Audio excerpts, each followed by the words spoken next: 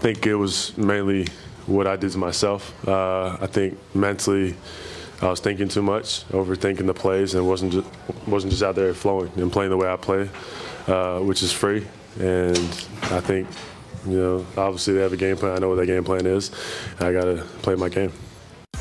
So he struggled, period, to make an impact in this game. With him on the floor, the Sixers were outscored by 23 points and had double-digit turnovers. With him on the bench, his team outscored Boston by 18 and shot 56% from the floor. Jalen, is there a one-point performance in the playoffs? Is that a panic moment or just part of this whole process? Part of the whole process, but the Boston Celtics are onto something as it relates to guarding Ben Simmons. When he's talking about how they're playing him and him thinking, what he's basically saying is they have him thinking about shooting the jump shot.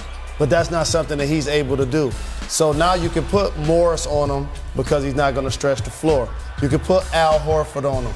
They have size, they have length, and they're taking away his layups, they're taking away his dunks, and that frustrated him to the point where they had to take him out of the game. He had his worst plus-minuses of the season in games 1 and in game 2. So at home, I think they're going to play a lot faster, get him on transition, and try to get his confidence going early. Yeah, and he's a guy, and he alluded to it in his press conference. He needs to be aggressive. Aggressive for him is not going and shooting baskets. Right. It's creating an advantage. I'm bigger and stronger than the guy that's always guarding me. But to your point, they've done a good job of putting size on him, right? Putting big guys on him. He can't just post up. He can't just have his way. He can't just see over everybody. That's credit to Boston and their defensive game plan, but he just has to be aggressive, get 2 feet in the paint, and be able to kick out to all of those shooters. Yeah, it's kind of mind-boggling to me because he's so athletic. He's big and strong. At one point, we might not ever see him do that with the rest of his career. I mean, he's good enough to get to the free throw line 10 times. And so it's no time for him to panic. He just has to figure out these is part of rookie struggles and playoff basketball. You got to give credit to Boston. They are the best defensive team in the playoffs still. So, they're doing a good job clogging the lanes. And, this may come back to haunt him, maybe not this series, but down the road, he has to figure out how to score outside the paint. I'm looking forward to seeing his mindset in game 3. Is he going to come out and be aggressive, try to score, make sure that doesn't happen again?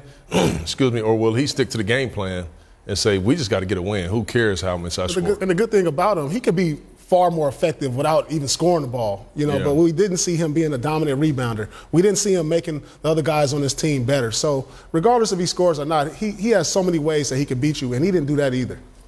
You hit on something, and Coach Collins used to talk about this all of the time, how tough the game is when you can't shoot.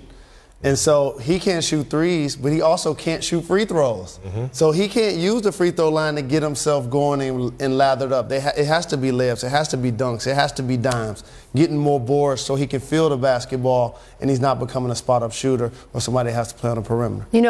When the star has 1 point, everyone's going to start dissecting every move. And one of the strategy moments was the TJ McConnell sub out because they were up. They were down 6 at one point in the third. They sub him out. All of a sudden, Sixers have a 2-point lead and about 5.5 minutes left in this game.